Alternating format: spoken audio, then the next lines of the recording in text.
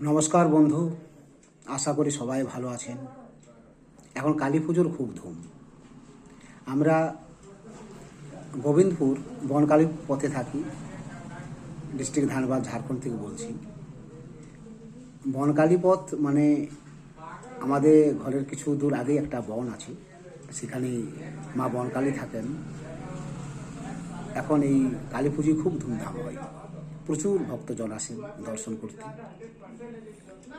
সেই বনকালী মায়ের নিয়ে একটা কবিতা রচনা করেছি, সেই কবিতাই আপনাদের কাছে আমি পরিবেশন করতে চাইছি। কবিতার নাম হচ্ছে বনকালী। বনের মাঝারে আছো মা তুমি, তাই সবাই বলে বনকালী। হৃদয় মাঝারে এসো মা ত্রিনয়নী, মুছিয়ে দে মা নয়ন বাড়ি।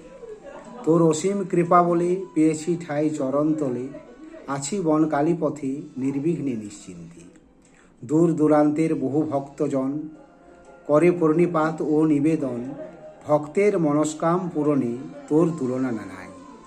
যোগেন্দ্র ভনে মা তোর চরণে পাই যেন ঠাই সারা জীবন, মায়ায় বশীভূত হয়ে বিফলে না যায় এই জীবন। নমস্কার বন্ধু, সবাই ভালো থাকবেন। জয় মা তারা।